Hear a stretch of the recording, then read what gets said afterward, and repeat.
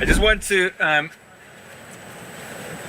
kind of challenge you on your two pieces of evidence for God. Yes. So, intelligent designer, you said the eye, human eye, so there has to be a designer. But then you also said evolution is true. So you don't As need a a process. designer for making eyes, do you?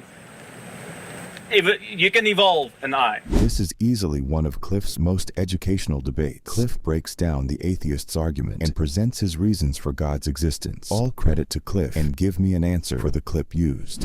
You never get something from nothing.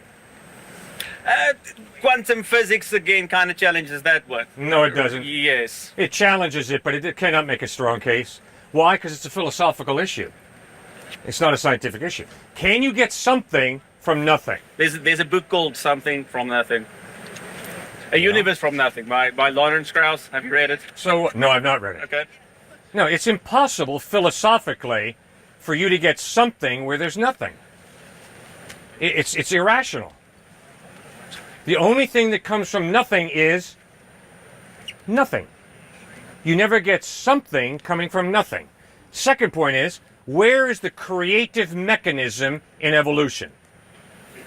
The creative mechanism in evolution does not exist. There is no creative mechanism in evolution. Is there? There's 2 points. There's the evolution and making an eye, and then there's the universe from nothing. That's two kind of separate arguments, right? Yeah, one is design, and the other is something from nothing. Yes. Two different arguments, yes. Okay. So, something from nothing. Firstly, we're not 100% sure the Big Bang is the beginning of the universe. We're not 100% sure of anything. So Agreed. there are many different other theories than Yes. a God. Yep. I mean, there's the multiverse. God is one of many theories for how our universe came to be. Would you agree? No. There are many different theories. Agree with you in that. But no. The idea of a multiverse has zero evidence to support it. I would It's not agree with impossible that. to, well, all right, fine. What's the evidence that they're multiverses? Cosmic inflation. So directly after the Big Bang, there was a period of inflation. Not the inflation we see in the universe now. There was a speeded up inflation period. And the best explanation for that at the moment is kind of like a mother universe with many patches that experience inflation. And so there's many universes out there. That's kind of the one. The mother universe. And yes. And then Has little progeny of the different universes. What on earth does that mean? it means there's a kind of bigger reality outside of the universe we see and know. What's the evidence that there's a bigger reality outside of this universe that we live in? There are different models. Models. Yes. So because there's someone has, with a fertile imagination, come up with another model?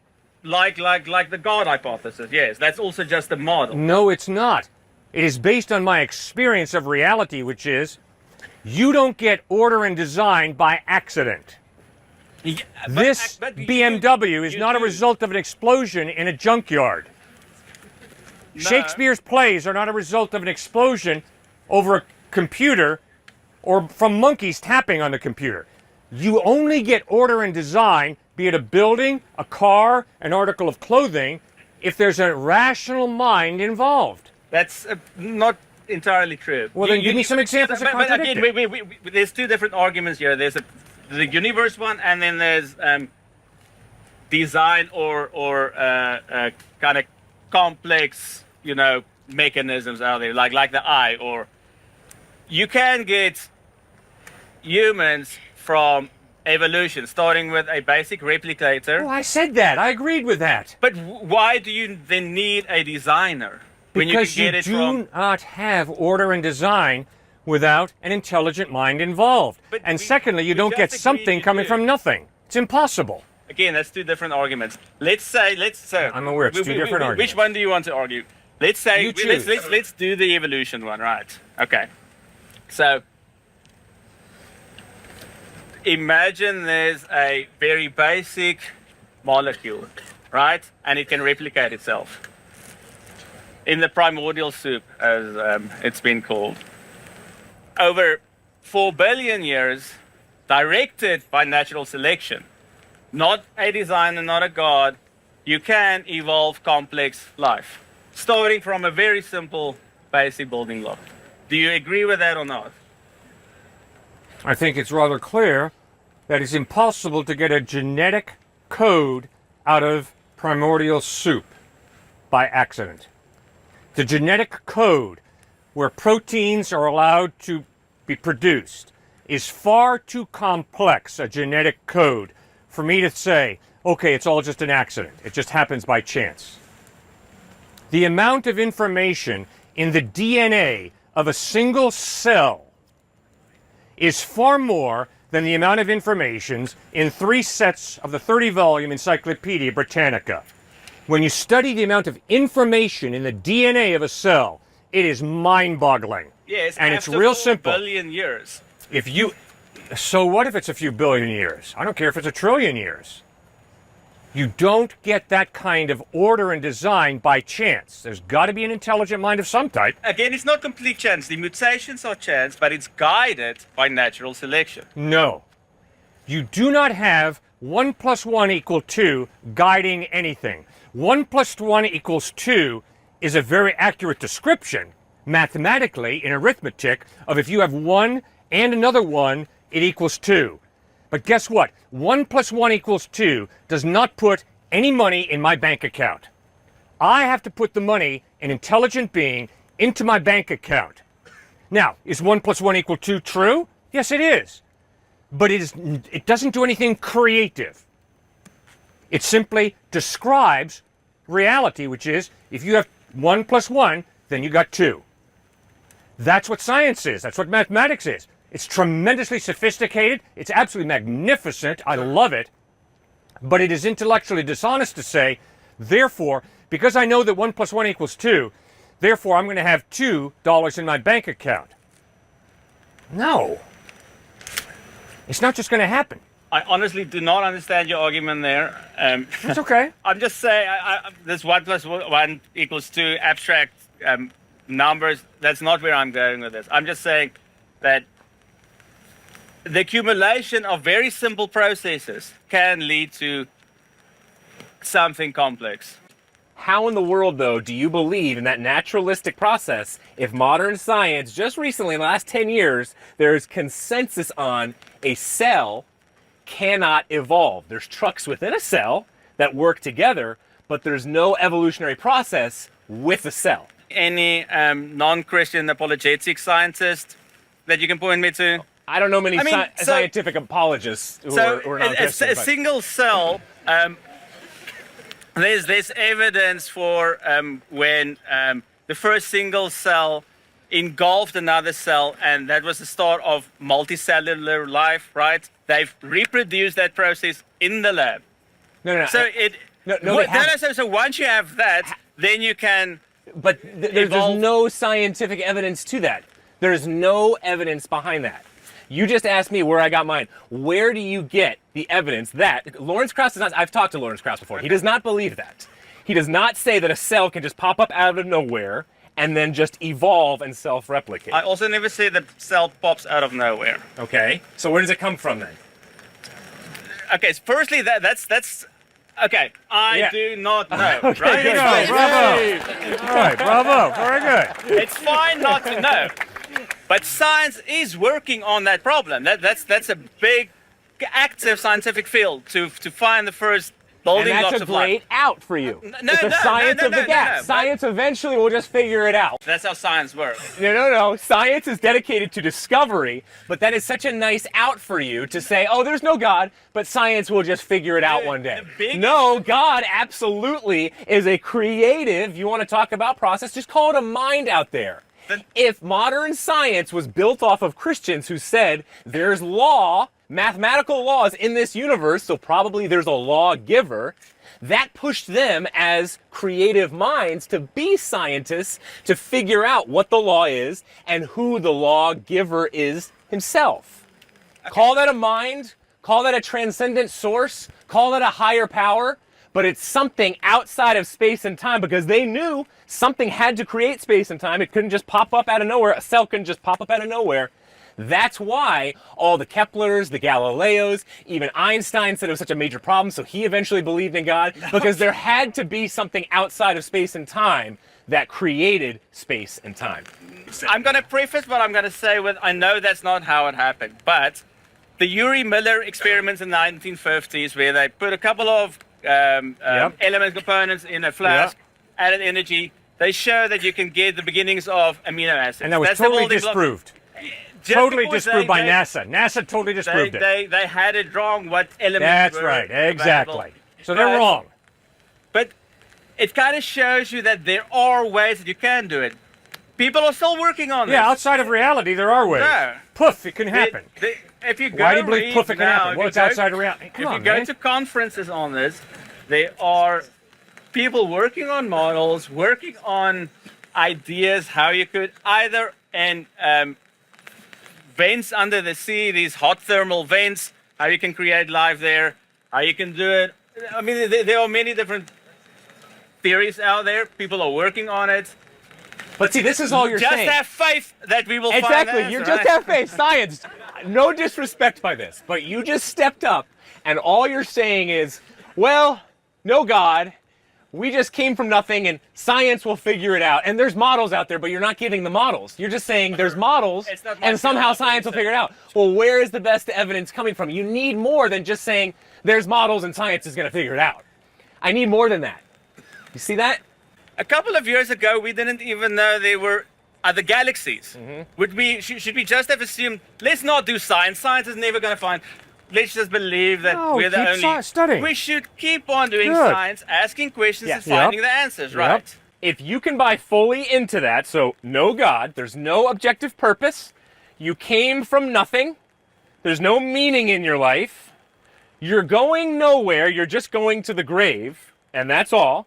So you need to buy into, I'm glad you brought up Lawrence Krauss and your boys, Dawkins and Hitchens and all of them. They clearly stated, you have no purpose, you're an accident, you have no meaning. You make up how you want to treat other people. Ultimately, it's all about just propagating the gene pool, survival of the fittest. So, if you want to sleep with somebody else's wife, if that's going to get you ahead, you go ahead and do that. And just don't let them figure it out. But in terms of it being consistent with your theory, in terms of survival of the fittest, strong eat the weak, and I want to propagate my own genes, Genghis Khan, just go ahead and sleep with your friend's wife. No, okay, so there's still objectively.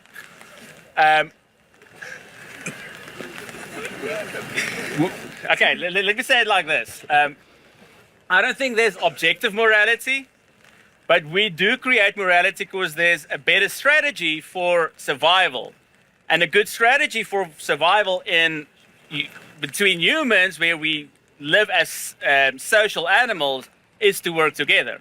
So me not sleeping with my friend's wife is because we have social rules for the flourishing of humanity.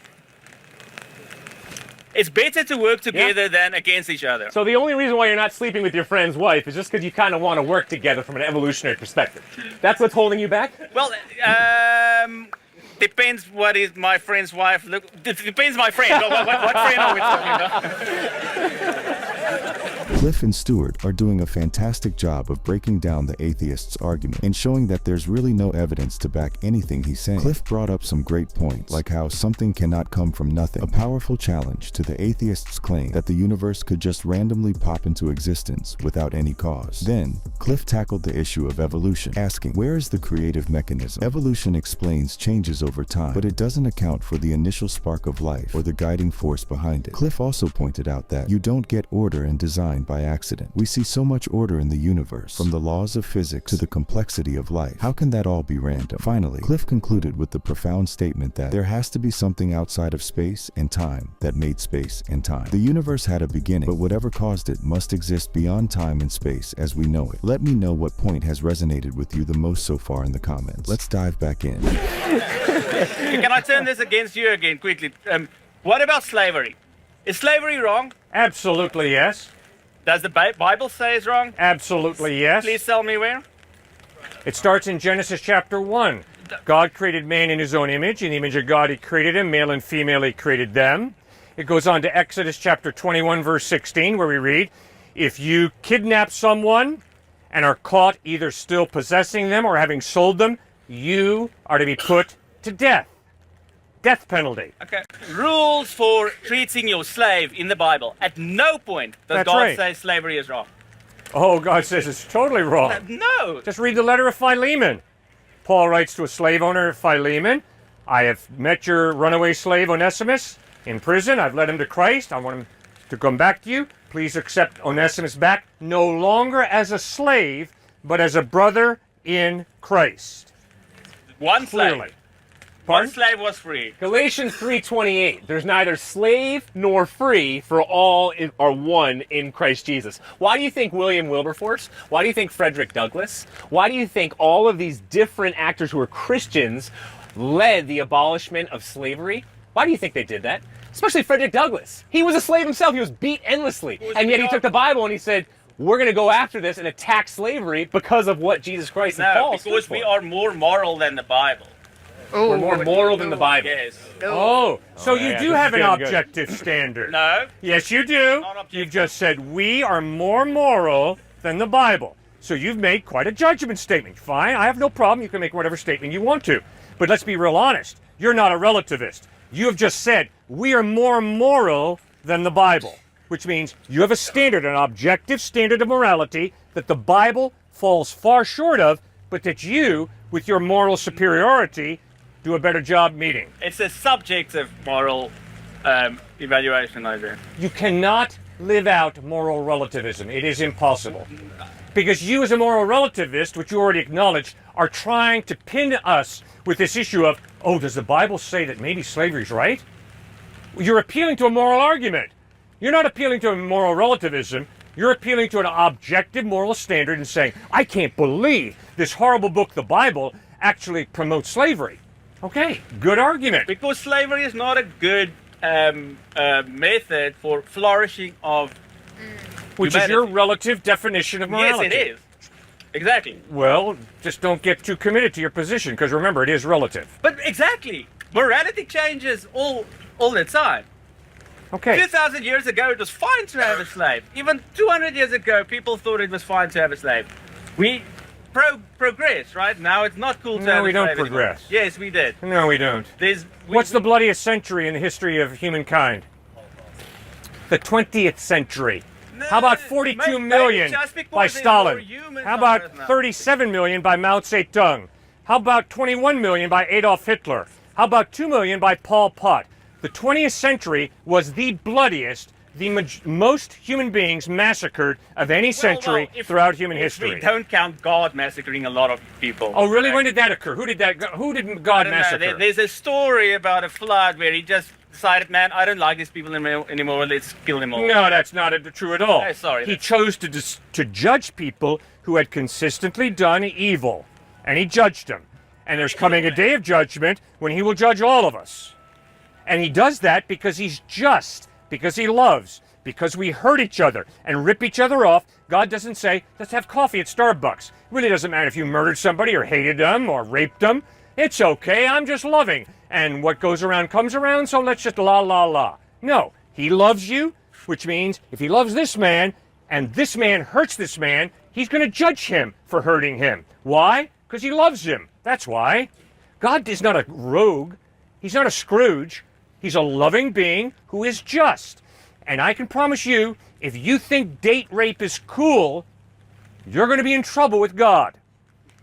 And I don't care how much you justify it with moral relativism and, well, just, we just make it up as we go along. No, God says, you treat people as valuable human beings because they're not just hunks of primordial slime evolved to a higher order. They're human beings created in the image of God. And so why aren't you pro-eugenics, or are you? All human beings are created in the image of God. All human beings, whether you were born, handicapped, whatever it might be. Those who are a suck on society based off of your evolutionary morality, why wouldn't you say eugenics is a good thing? Why wouldn't you go with the Scandinavian countries right now, some of them, that are atheistic, who are saying, hey, we're almost killing off completely Down syndrome babies because we're aiming at them to abort them like that. All of that makes sense from your evolutionary perspective, does it not? So, again, a lot to unpack here. Not really. Either everyone's created in the image of God and they all have equal worth, or they're not, from the evolutionary perspective. I can choose to also treat everyone equally without believing in a God. I grant you a right to life. I grant you rights because that's the same I want for myself. And you can change that whenever you'd like. Hitler, for example, he bought into Nietzsche's slave morality and understood that ain't gonna get me anywhere. So everyone who has value is Aryan now. And he turned Jesus into a blonde-haired, blue-eyed man. So you could do that yourself too, if you're gonna instate morality. I can, but I don't want to. Why don't you want? It doesn't matter if you want to or not. You're still totally mercurial. I can also go and rape everyone I want, and I do every day. I don't want to rape anyone. And this is why I think you're a little goldfish right now, swimming in the water, and you don't know what that water really is. It's the Judeo-Christian values that you have now attached yourself to. Sure you have. You're a very nice guy. And I appreciate the way you dialogue with us. I really do. But that's all based on a view of personhood. Is to work together and not walk around killing and raping people. Yeah, but if raping people helps the human race propagate, according to your worldview, there's nothing wrong with rape. If we produce more babies by raping, that's good, according to your worldview. So just be consistent. I never said I believe in just having as many children as I want. I know you didn't say that. So that's not... I find meaning in life somewhere else than raping people. Good. There's meaning, and I create my own meaning. Yes. And it's not by creating offspring. Okay. Okay, so I find meaning in, well, science and Good. Conscious experiences. Yeah. The meaning of your life is today. If you create the meaning of your life tomorrow exactly opposite, one is not right, the other's not wrong. It's all relative. I've changed my meaning many times. Good. Okay, now can you really live that out? If I say the meaning of my life is to love and respect this guy, and tomorrow I say the meaning of my life is to steal from him and to eventually murder him, are those both equally valid? To who? In reality. You see, the point is, if in reality it's all relative, then it doesn't matter whether I feed him a meal tonight or whether I murder him. It's my choice. Choice. My choice. We're going to put you in jail if you murder him. Oh, come on. Only stupid people get caught by the police. If you're smart enough, you ain't going to get caught by the police. All right? You do it right, you're going to get away with it. Right? But you see that's the despair. See, that's why Albert Camus, the great atheistic French existentialist philosopher, said, the only question we atheists got to answer is, why not commit? I love Albert Camus. Great guy. All right, so do I. And all I'm trying to press you to be is be as consistent intellectually as Camus was. And Camus points out, yesterday, l'étranger, right? A young teenage boy says, yesterday, mother died. Or was it today? Who gives a rip when mother died? Life is meaningless. And if mom died yesterday or today, it really doesn't matter. Because it's all meaningless. Life is absurd. But in the myth of Sisyphus, where he asked that question, he kind of found not to commit suicide, right? He said, okay, but we can still make meaning. You can find meaning in the absurd. But he said, meaning, you seeking after meaning, is just a dirty trick that nature is playing on you. It is. Okay, so he also said justice, seeking after justice and human rights and equality for all. He also said consciousness. That's all nature just playing a dirty trick on you. 100%. Okay, good. You truly believe that. Consciousness that there's no real justice. That there's no real human rights. Yes. That there's no true eternity out there. That there's no true consciousness. Your ability to reason about your reasoning. Your ability to see a rose, see the rose, and think about the rose. That's all just nature playing a dirty trick on you. So when you say, I'm seeking after meaning in this life, my dad put it perfectly in terms of that can change tomorrow, but also don't forget that that's just nature playing a dirty trick on you. Don't actually get so attached to it and say, like, this is actually my meaning. And when you say something like, well, my meaning is not to propagate the gene pool, well, then stop it. Stop it with the whole evolutionary morality thing, because evolutionary perspective is all about propagating your genes. So you should be focusing on just having more kids. The strange thing is, do you know atheists in this country by far and away have the least amount of kids? Huh, it's a little contradictory. Christians and religious people have around 3.1 kids. Atheists have about 0.9 children. Now that is so strange to me, because if the majority are just buy in to evolutionary psychology in the process, they should be having more kids than religious people. Religious people, Christians specifically, you get back in Genesis, be fruitful and multiply. That's so much of the purpose of having a marital covenant and family. Well, why is Elon Musk? Why are so many people now saying we need to grow our population? I think there's a specific reason for it. And yet the contradiction of atheism when it comes to evolution is, no, I'm going to live for myself. There's no eternity out there. It's a depressing existence, so why would I have children? So I think you should switch your understanding of things if you're going to be honest in your evolution. Evolution, it's how we got here. I'm not It's trying... it's a totally random process then. So then you're thinking about that thinking you just said, that is a random type of thinking that I cannot trust. That's fine, but my point is, I don't believe in evolution in the sense that I should do what evolution tells me to do. You are wired. You're hardwired by evolution. Yes, you should. Well, you don't have free will in it. You are programmed by a system, and that system is evolution. there's a lot more to this than what you're saying. So you don't have enough genes to completely hardwire the brain. So in a way, your brain gets wired through experience and life. So no, my genes do not necessarily say exactly what I have to choose. There's a lot of factors playing into it. So from a materialistic perspective, how do you get free will? So, do you want to go down a whole... You can keep going with whatever you're doing. Free will here?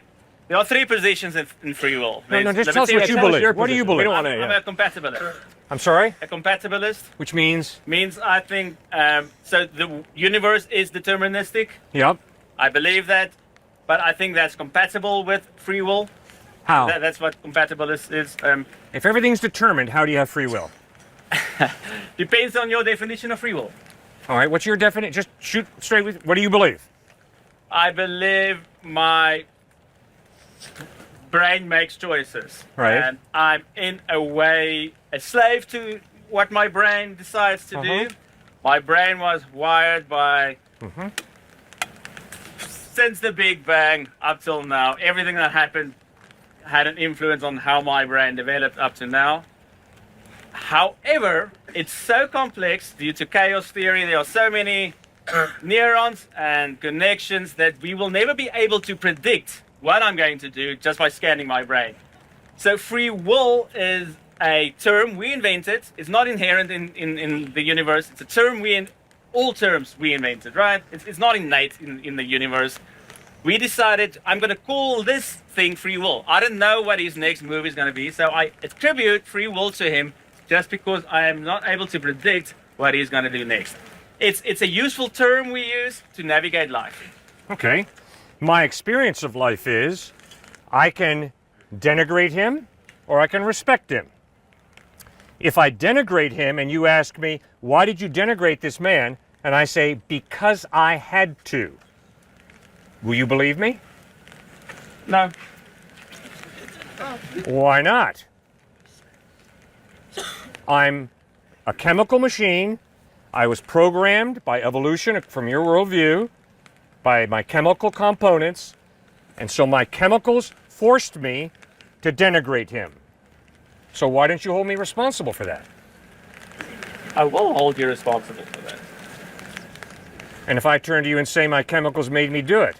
I will still hold you responsible for that, because that means your chemicals will make you do it again, and that means you should be taken out of my society, where we have a social understanding of what's the best way to live for everyone to flourish. Right. And so if you're a Jew living in Nazi Germany, or if you're a black living in apartheid South Africa... I'm from South Africa, by the way. Okay, good. Welcome to this country. Thank you very much. It's too bad if you're a black person living in apartheid South Africa, isn't it? But that's all just determined. It's all relative. So why on earth would you try and change it? Because we're aspiring for better. Who defines better? We do. So why isn't that better for you to enslave black people in order to propagate your tribe? Why would that be better, healthier for you? It's just, for me, it's better if we all work together. I mean, if I enslave someone, that means they have the right to enslave me. And I don't want someone to enslave me, so I'm not going to enslave anyone else. So it's ultimately your morality is based off of selfishness, because I don't want you to do it to me. Probably yes. I would like everyone to enjoy their lives because I want to enjoy my life. Great. And part of enjoying my life means I'm going to denigrate him, and him, and him. Part of enjoying my life means I'm going to steal his money, because it'll help me get ahead in life. For a very short while, then we're all going to catch on and you're not going to have that great a life anymore. The best strategy is to work together. That's my point. Until you can get away with it. Because you can be a selfish knave, which I'm sure you've heard from Nietzsche. There are many people. And so you have a nice social group, but you break your moral contract whenever you can get away with it, from your perspective. Because it helps you. So you're going to buy in to your social group, so everybody work together. But Nietzsche put it beautifully in terms of you can step out, and if it betters you and helps you, you're going to do that. Because we're selfish creatures, instead of living for the tribe. So you're good with that, right? You agree with Nietzsche? I love Nietzsche. What a great guy. So, He was brilliant. Yeah, He was brilliant. So be a free rider whenever you can. I mean, it becomes difficult in the sense that, yes, yeah.